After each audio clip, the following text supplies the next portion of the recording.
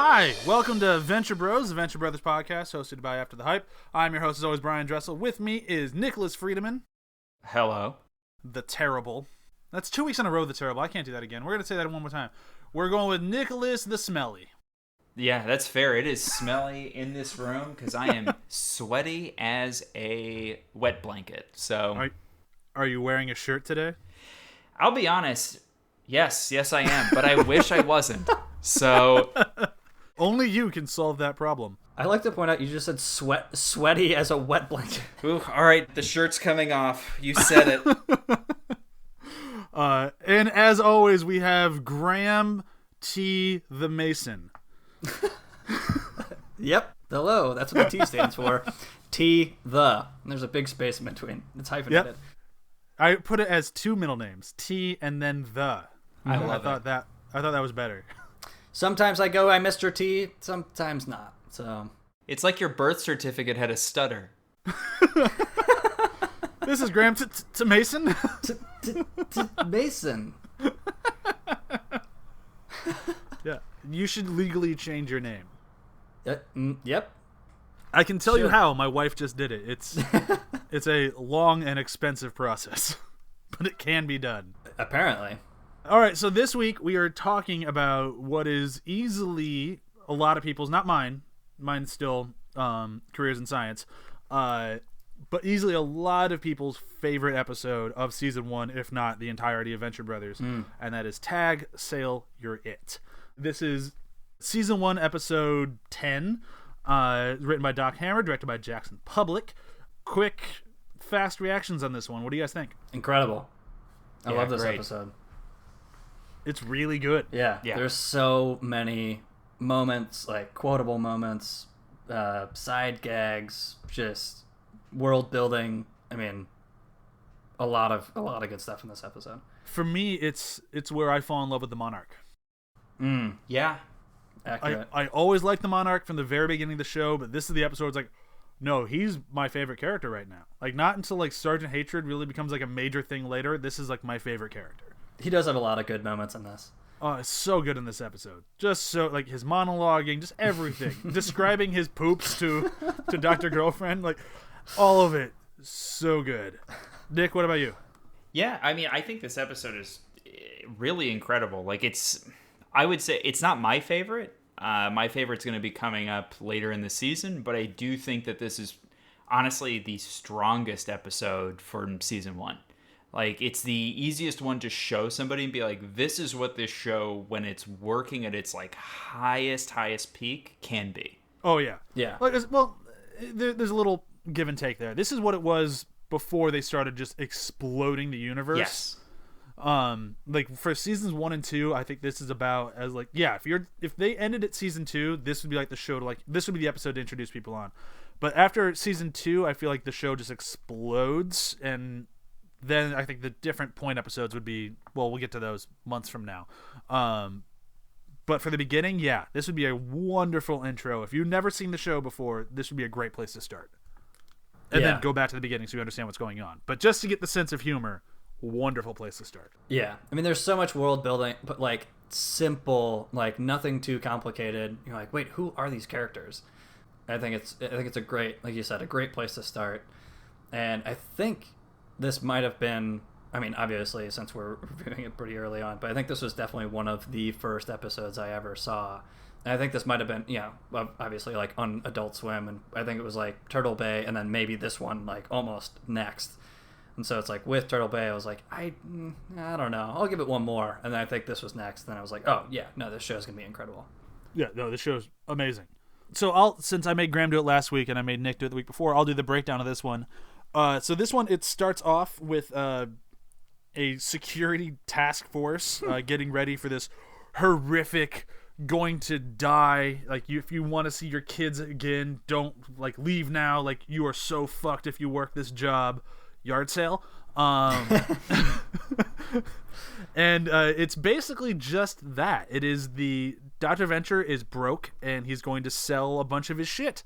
And the only people who want to buy super science shit are horrifically scary supervillains, and he's just totally fine selling this to all of the people who want to arch him and murder him, and that is fantastic, and he gets the help of his neighbor, and his sons start up a very professional lemonade stand, or lemonade and hoagie stand.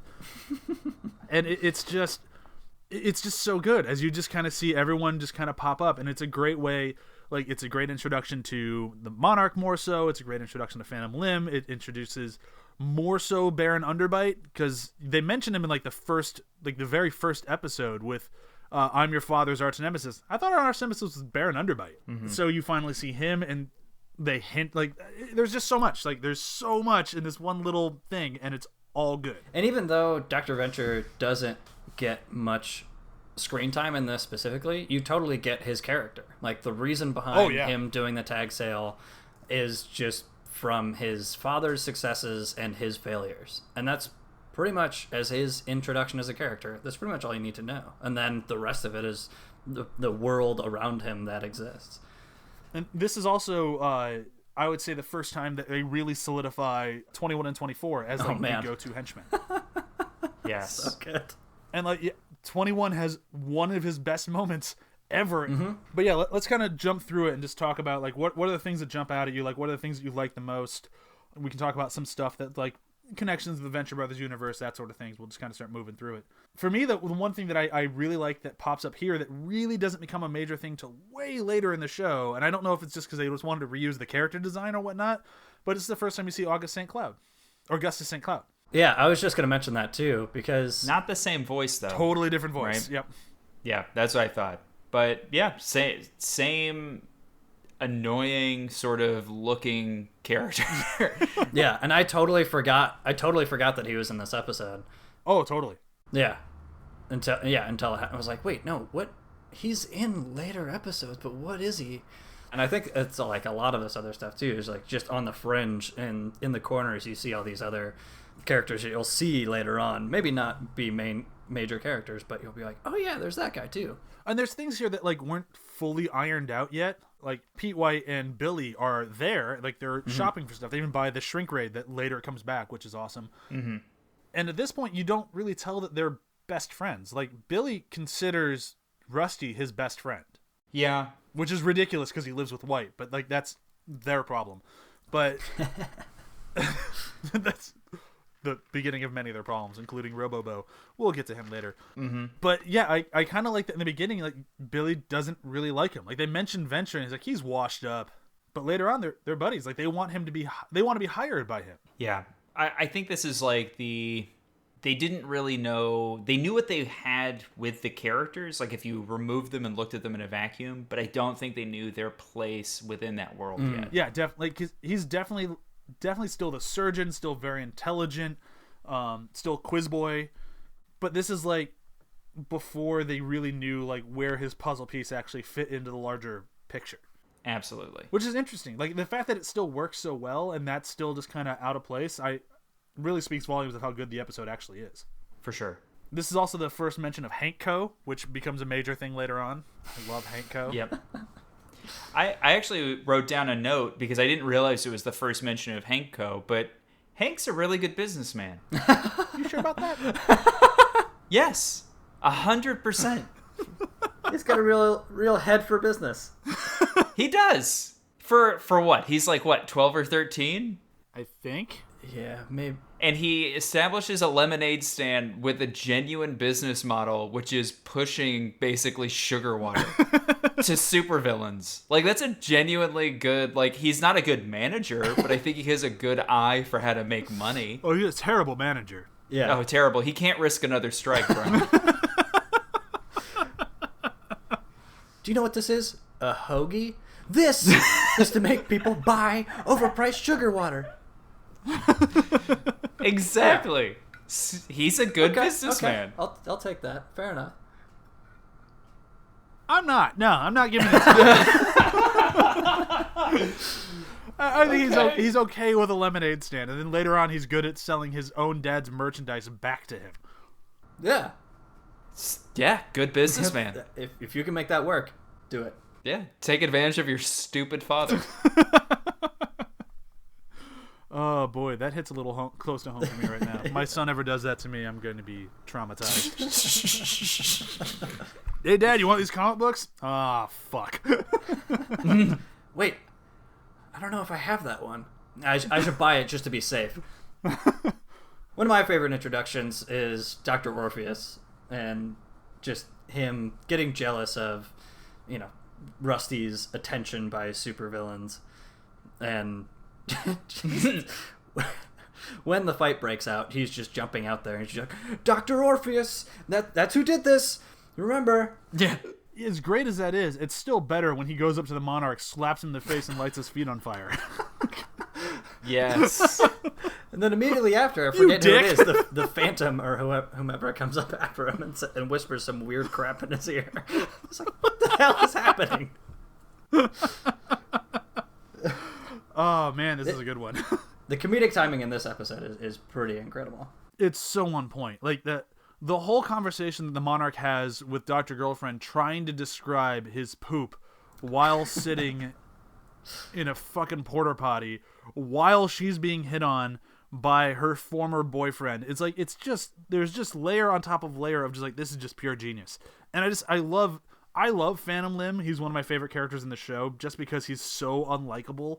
Ugh, he's so sleazy. He is. He's terrible, but I love him for that. Especially later on when he goes completely insane. But like, the one thing that bothers me with it is that, and I know I need to get over this sort of stuff because, shows grow and change and whatnot, but they did such a good job later in the show establishing how the Monarch met Dr. Girlfriend by being a henchman for Phantom Limb, that I love that storyline so much that when this episode happens, he's like, who was that? Phantom Limb? Do you guys know each other? No, I never heard of him. It's like, oh yeah, I guess that wasn't the plan the whole time. Yeah. And it's a dumb thing to have like as a sticking point or to be annoyed by, but it just because I like that storyline so much, and I love that whole flashback thing of him being the worst henchman. Like, it's just kind of like, oh, like I wish that they had that in their heads so long ago, but that's asking for something that's impossible to have. Yeah. I mean, the show does do an incredible job of remembering weird stuff and plot points like that, and not really even plot points, just like weird, almost insignificant details to a fault for the rest of the show, that it does seem kind of silly that they would forget or just not mention that or kind of, change the storyline at some point. But you're right, it is asking a lot to get everything 100% correct throughout the whole thing, from the beginning. It's one of the things where, like, because the show is so strong and it's so good and it does all these things so well, that the few times where it just doesn't line up, it's like, oh. Yeah. Like, I'm not saying it's a bad show or, like, they should have, like, had all of this stuff ironed out perfectly the whole time. That's asking a lot.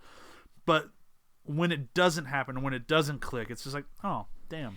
Yeah, it does come as a bit of a surprise. Yeah. Because, like Bryan's saying, like, it actually, like all of us are saying, it does work really well at picking up things that are just like the shrink ray in this episode comes back. Yeah.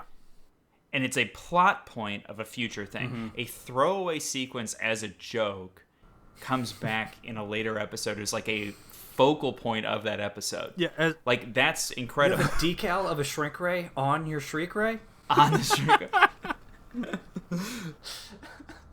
One other thing to just bring up about Phantom Limb is that I am obsessed with the fact that he has the same voice actor as Rusty Venture. Commander, you've received a new message at your private terminal. Nailed it. Freaking nailed it. Fuck, that was so good. I'm not looking at the cameras, but now I'm switching over to the camera to look at your face. What did you should have seen do? Bryan's face, because he just froze and was sitting there staring like 1,000-yard stare. What did you do? I think I forgot to silence my phone there. No shit. God damn it. I even silenced mine and put mine on a cushion next to me. You jerk.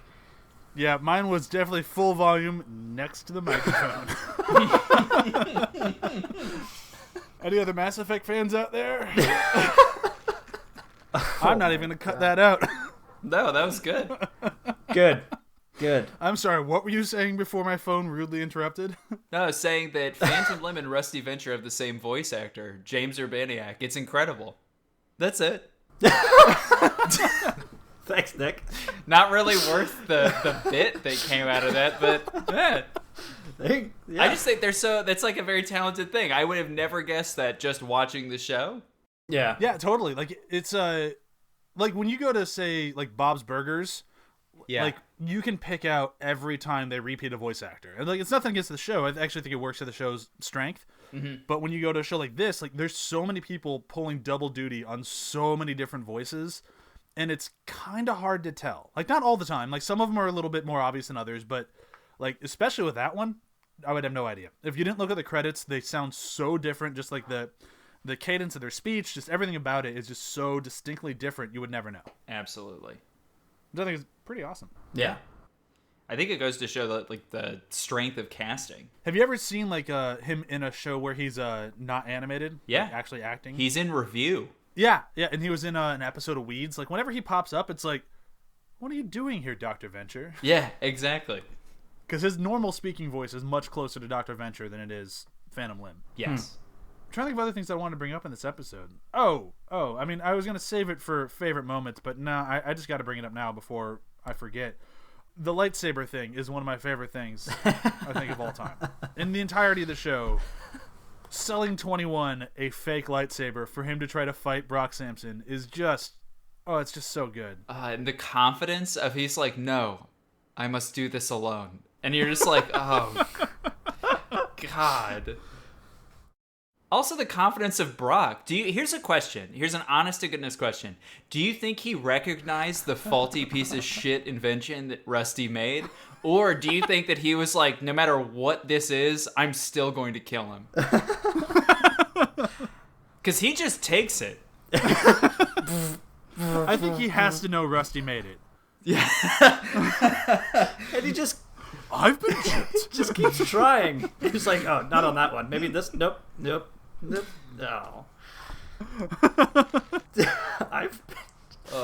But no, I think the honest answer to your question is Brock has to know it was a bullshit thing that Rusty made. Yeah, I think you're probably right. Because, I mean, he at least knows to dodge things coming at him, and he just stands there and just lets it just swing through him. Which is so much more intimidating.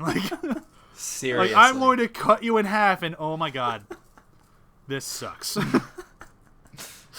It's such a good moment. I gotta throw a shout out to our researcher who is he loves the 21-24 argument of who would win in a fist fight between Lizzie Borden and Anne Frank. That is a hysterical conversation, And it just jumps right into it. Like, no introduction whatsoever. Oh, yeah. It's just like, wait, what are they talking about? It's one of those things where it's kind of like in the episode from last week where like they were talking about the two bags that they had that were slightly different. Yeah. I think they kind of do the same thing like this. Like they really make the henchmen's lives so boring that they just talk about the most random shit that comes in their minds. For sure. And it's also, it seems to be implied that it's a conversation they have had before. Yeah. Oh yeah. Yeah, they definitely have a history. Oh yeah. And like that's kind of like in the first episode with Speedy, you kind of get like the henchmen are kind of friends and they know each other. This is the first time where you really see that no, 21-24, like they are bros. Like they are the guys who do everything together. Exactly. And that might just be a little bit of me inflecting just because I know where the show goes. But I think even when I saw it the first time, like they didn't feel like just two random poles of henchmen. Like I know that's kind of what they were going for in the beginning, but I think is pretty immediate. Like, oh no, these two characters written together are fantastic. Yeah. And I think what's pretty great about this show, too, is it adds a moment. You're like, wait, you know what would be really funny? If the henchmen, like, were people. Like, we actually humanized them and made them characters in the show. Because, like, if you look at any of the shows that this show references, you know, like Johnny Quest or any of the other ones, like, any of the henchmen are just, oh, yeah, they're just cannon fodder. They're just there to die. But this show actually references it. You're like, no, these have to be people. They have to have, you know, families and friends. And, you know, like, so what would it be like if these were people who this was their job? Their job was to be a henchman. Like, they would... You know, exactly, and of course later with 21-24, their relationship. You know, when he gets picked up and all that stuff, and you know you get to meet their families and stuff. It's hilarious. But this is the introduction to that, and I think, yeah, it's an incredible choice and wonderfully hilarious. And just in the performances by them, it's just so good. And like I really I always kind of feel bad that 24 had to die because they were tired of doing his voice. I know they've said that's not the only reason, but that definitely weighed into it a lot. Yeah. But like, by having like their friendship like both grounded here and then like in reality, like outside of their hench uniforms, like it makes all of these like somewhat funny moments that much funnier when you go back and rewatch the show. For sure. Like just seeing like them interact, like they become quickly most people's favorite people in the show. Like they just do such a great job with them. Like they're just so damn funny. One of the things in this episode that we haven't really brought up is there's a lot of really good Dr. Girlfriend moments in this. Yes. Like they really hammer on Dr. Girlfriend is slumming it with the Monarch. Yeah. Like you can kind of tell because they draw her kind of like a babe sort of thing, although she has that super creepy voice, which later just kind of feels weird if she had a normal, more female voice. Like it's perfect for her. It fits her so well. It really does. The weirdest way possible. But when Phantom Limb is talking to her, like he full on calls it out, like, if you were to apply yourself, you'd be one of the best villains out there. And which is later, way down the road, solidified by her becoming the leader of the Guild of Calamus Intent. Yeah, and you totally see that. I mean, you see that in other episodes that we've watched for this show. And even in this episode, when she's driving all of them to the tag sale. And just like any of this stuff of like, yeah, okay, interesting. Oh, you're standing outside of the porta potty listening to your boyfriend taking a shit. Oh, okay. Personally, I think the whole time you could always tell that she's smarter than the Monarch. Like, you get that. But this is, I think, the first time where it's not just that she's smarter than the Monarch, she'd be a better supervillain than the Monarch. Does that make sense? Yeah. I think that they definitely imply that, but I don't... It's interesting because I feel like they didn't... I don't know. Feel free to jump in if you feel like I'm wrong, but I don't feel like they knew what they wanted with her relationship to the Monarch, and I think that they slowly flesh out her character over the course of like the whole first season. And I think this is the first episode that you get where you actually get to see what her motivation is, and her motivation is she truly loves the Monarch. Yeah. But yeah, I agree. But I also don't think that she wants to be a supervillain. Like, in the sense that she doesn't want to be... She wants to be... Because she views herself as... At least right now. Yes. But I think that she also views herself as not his number 2, but his co-number 1. Yes, and it takes him seasons to figure that out. Exactly.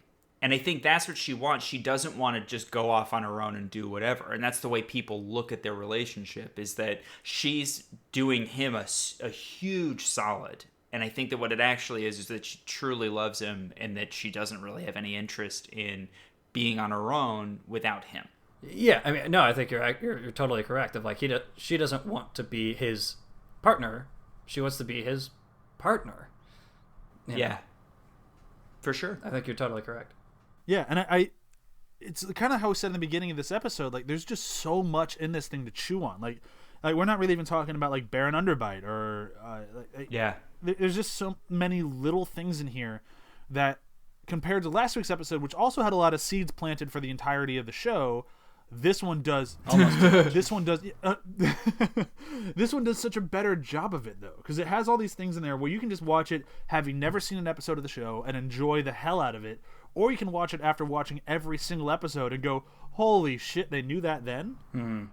And I think that one of the big things, I didn't bring this up last time because this episode is actually like a kind of a perfect foil to the Brisby episode, is that the Brisby episode, like we've talked about, has these seeds, but it doesn't really have anything interesting to chew on or meaty around it.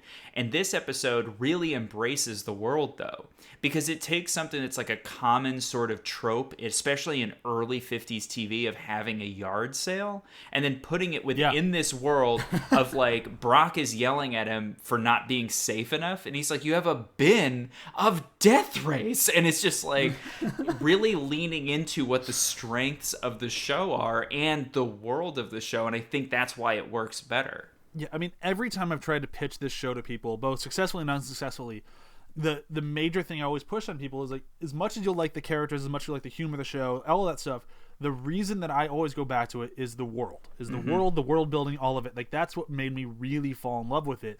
And I think as good as this whole season is, this is the first really great snapshot into how good that world will be. Exactly. Like, this really gives you the idea of how good it is, and that we will get there. Like, that's where we're headed, is into that huge world. And they just kind of take their time slowly getting you there, which I appreciate. Yeah. And sets up a lot of the more, at least immediately important relationships, and kind of shows you, okay, these are the important things to pay attention to right now. And so if this was the first episode you ever saw and you had to jump into the rest of the series, I think you'd be able to understand the rest of the series. You wouldn't really need to know much else. Yeah. Yeah, I don't know a lot of people who would watch this one and go, nah, I'm good. Yeah, seriously. All right, do we want to move into favorite moments for this thing? Yeah. So my favorite thing, it's actually a quote that thankfully our reviewer or our researcher wrote down for me because I totally forgot. But it's a quote that is straight out of Shakespeare, and it's about a poop, and I think that's phenomenal. So when he gets out, when the monarch gets out of the urinal, the porta potty, and he goes, all sound and fury signifying nothing. Because I have said that to my wife too many times, and it's all because of this show. Same here.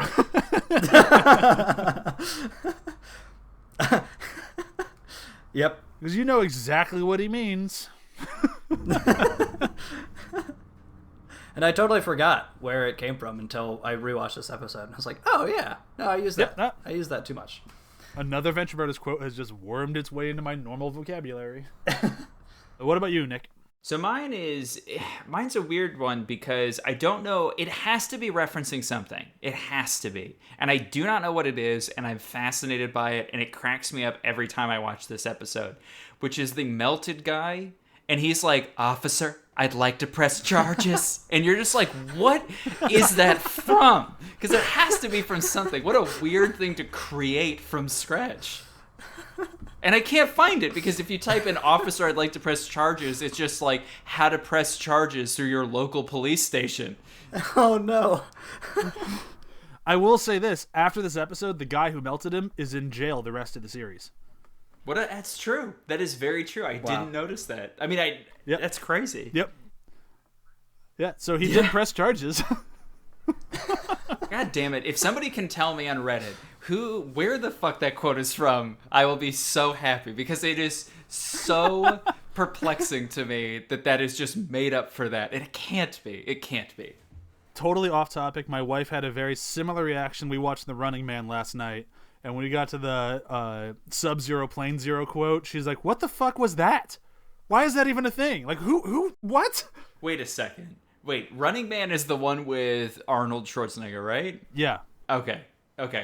He kills a guy named Sub-Zero. He's like, now Sub-Zero, now Plane Zero. Terrible line. Terrible. And he cuts his head off with his stupid stick, right? I believe so, yes. Oh, God. I was kind of half in and out. I was feeding a baby. That's fair. All right, Graham, favorite moment from this show? I mean, from this one episode, there's just so many to pick from. I know. But one of my favorites is Brok bumps into the Monarch and he falls back and he's like, my contact lenses. And then Brok just totally nonplussed, just like looks at him and just walks past him. And Dr. Girlfriend walks up. He's like, you owe me $5. It's like, no. I said, and he helps you look for them. It's like, oh, shut up. You still owe me $5. The comedic timing of that, just meaningless, absolutely meaningless scene is just so perfect. I love it so much. It makes me so happy. It's both meaningless and, like, how cocky of the Monarch to think he'd actually get Brock Sampson to help him look for a contact lens. Seriously. Oh, and then because my wife's taking a nap in the other room and she really wanted to make sure that I brought this up, her favorite moment of the entirety of Venture Brothers is in this episode, and it's when they do the, really? He's the guy from Depeche Mode! No, I saw it on the VH1. Totally straight. Totally. So Depeche good. Mode. Oh, it's so good. That is also something you mentioned that, like, the way Orange County is pronounced, like, wormed its way into your brain. Yeah. I feel like the way people say Depeche Mode is the way I say it in my head is because of this episode. Oh, totally. I think one more thing Yep. just to mention, like, as far as Dr. Venture and the Monarch's relationship, because I think in this episode, I don't even think they meet or talk or have any sort of exchange. I don't think so, no. Beyond just waiting for him to leave. Yeah. You kind of get to see the Monarch have this moment of kind of second guessing himself, like he's kind of like he has throughout the rest of the series, is whether he should continue doing this or not, or how he started, or should he continue arching Venture, or should he arch somebody else. And through this moment, through this episode, he's kind of losing interest, and he's like, man, I kind of feel sorry for the guy. Like, look, like I'm looking around his house, like he gets into his house. He's like, I used to dream about taking a piss on this thing, and now I don't. Like, I don't even care. And then, like, another one of favorite quotes is like, seriously, what kind of jackass leaves every door unlocked? You're not gonna flush. Let them see the wrath of the Monarch. And like through the rest of this episode, then he finally, I forget what it is that keys him off, just ticks him off, and then re-engages his rage against Dr. Venture. And I think it's actually when Dr. Girlfriend gets threatened. Oh yeah, at the very end of the episode, and then it kind of re-engages and restarts his whole anger and his whole rage and his final arching, which I think is an incredible way to dive deeper into the Monarch himself, the man, and what's going through his head in such a short, simple episode. And just a few key moments, you really get to see kind of what's going through him, and who the Monarch really is, and especially their relationship between the Monarch and Rusty and Dr. Girlfriend. Yeah, definitely. Yeah, like we keep saying, there's so much to chew on in this episode, and it's just it's always a joy to go back to. That was everything I had. Do we want to do a quick round of plugs, and then we can say goodbye to everybody? I will say this. You're already on the After the Hype feed if you're listening to this, so please be sure to check out the rest of our episodes. We do movies every week, except for right now because I am only recording this show currently because I'm taking care of the baby. Be sure to check us out there. You can find Graham on many episodes, and if you go way back in time, you can find Nick, and I am obviously on each and every one of them. Nick, anything to plug? Yeah, Assassin's Creed Odyssey. I've been working on that for a long time. So if you enjoy that series, by all means, pick it up. I'm sure it will be something. I'm going to consistently try and do a mediocre job plugging what I've been working on and genuinely proud of. But I can say this much. I am very excited for it. Perfect. Thank you. The trailers look phenomenal. I'm very excited to play. They really do. Thank you. They really do. Yeah. The Good job on all the graphics. Thank you. The voice recording is really great. Thanks. That is what you did on it, right? I'm Yes. trying to remember. No, yeah. Perfect. Graham, anything to plug? No. Nothing. Still Got unpluggable. Still unpluggable. All of our research today was very lovingly done by Brok Holliday. You can find him on YouTube and on Twitch. He did another wonderful job, and we really appreciate it. That is everything we have here, so I will say goodbye. Bye. Adios. Solid. Nailed it.